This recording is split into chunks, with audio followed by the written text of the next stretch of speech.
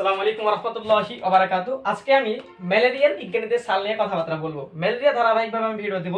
দেখো আজকে টপিক হচ্ছে ম্যালেরিয়া। কি টপিক ভাই? ম্যালেরিয়া।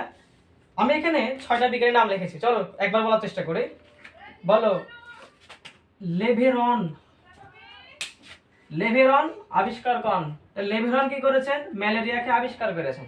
আমি আবার বলি, তাহলে ম্যালেরিয়ার আবিষ্কারক কে? লেভেরন আবিষ্কার করেন। লেভেরন আবিষ্কার করেন। বলো। টোটি শব্দটি। টোটি শব্দটি লেভেরন আবিষ্কার করেন। টোটি শব্দটি।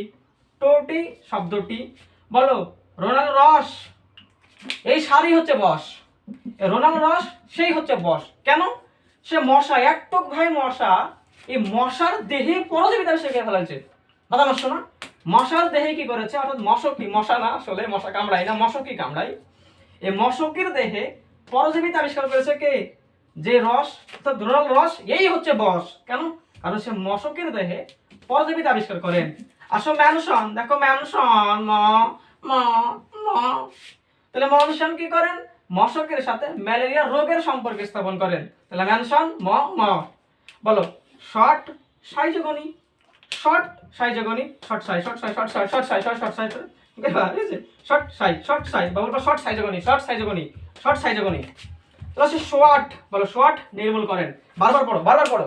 শর্ট নির্মূল করেন, শর্ট নির্মূল করেন, শর্ট নির্মূল করেন, শর্ট নির্মূল করেন। তাহলে একবার আবার রিভিশন দিই। বলো লেভেরন আবিষ্কার কন। লেভেরন আবিষ্কার কন। টোটি শব্দটি। টোটি শব্দটি। রোনাল্ড রস সেই হচ্ছে বস। তাহলে সে কি করেছেন?